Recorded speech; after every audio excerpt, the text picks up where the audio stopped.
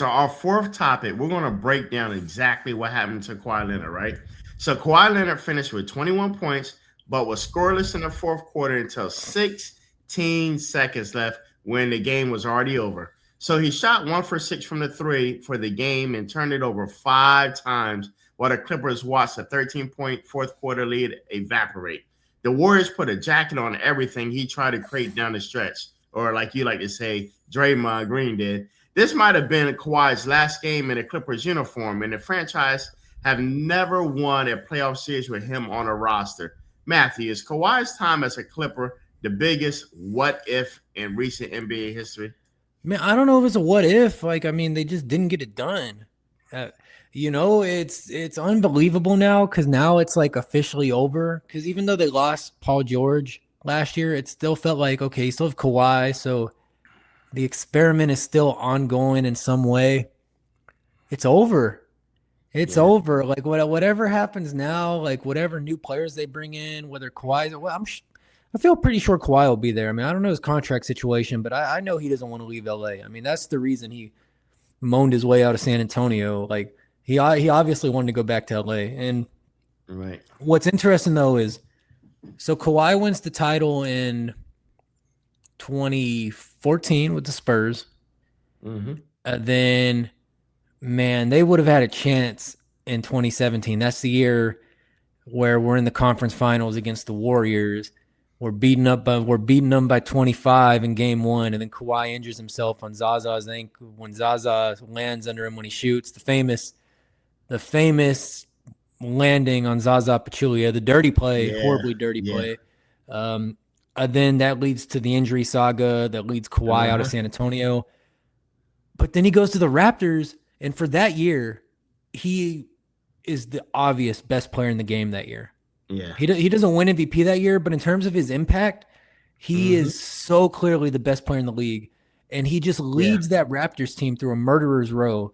You got to remember in the finals they played the Giannis Bucks, the Butler, Embiid, Simmons, Redick, Tobias Harris Sixers.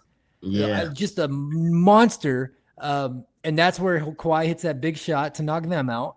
Then they have to the way that ball, man. My friend to this day said there's a magnet in the rim. He said the basketball has a magnet in it, and the rim has a magnet. Pull it in. one of the greatest, most iconic shots of all time.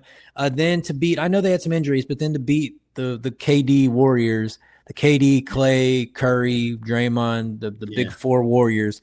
So I mean, that was just such a legendary season. He was so dominant. Then he goes to the Clippers, and they're the best team in the league the next year. Him and PG, they're the best team in the league. Then they choke in the bubble. And then they've never came close to coming back. So, Matthew, let me set this up for you because I was going to talk about, right? So the injuries definitely robbed us of seeing a peak Kawhi in LA for long stretches, right? But he hasn't led a team on a deep playoff run since, like you said, 2019 Toronto. And that's been 7 years. That pattern isn't just injuries anymore. When he's healthy and on the court in crunch time, the shot creation isn't there like it used to be, right? So he does have 2 finals MVPs. He'll always be on his resume, right?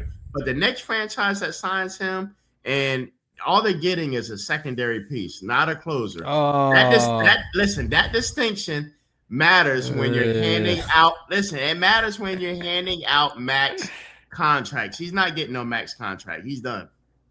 What? He's not getting no max contract. No, if you want to say that based on not thinking he can stay healthy, then maybe, but I don't know what you're talking about. That man is still a bucket. 2019 with Toronto was the last time they had a playoff run. No, 2020 when they choked in the third round. Deep playoff run. No. 2020. I'm talking about when he actually looked good. They choked in the second round in the bubble. But he looked good then too. I mean, his playoff numbers all time, 51, 40, 84. I mean, he's a bucket no matter where you put him. But here's what I want to get at, because not only does he pass the stats test, he passes the eyeball test. When you watch Kawhi and he gets to a spot on the elbow, but I mean, he can make the three with pretty much the best of them, not the best of the best, but when he's at his spot, like 20 feet from the bucket and he pulls up, it's going in. He's still nifty enough to get to the rim. His 3-point shot is lethal enough to where you have to respect it. Sean, I don't recognize the player you're talking about. Now, I get if you're worried about injuries, but his stats this year, 51% from the field, 39% from three, 89% from the free throw line, 28 points a game, 6 rebounds, 4 assists, 2 steals to boot. I mean, and he played 65 games. This man is still a bucket, Sean. Like, this man is still a great player. Now, maybe you have to pair him creatively. Maybe you have to, find another complimentary star, which Paul George was pretty good. It's a shame that didn't work. But now I think he's still a number one option. If Kevin Durant's still a number one option in this league, then I think Kawhi Leonard's still a number one option. The only difference is that Kawhi might be out half a season. That's the only difference. Yeah. All right. Well, don't hate on my boy Kawhi, Sean.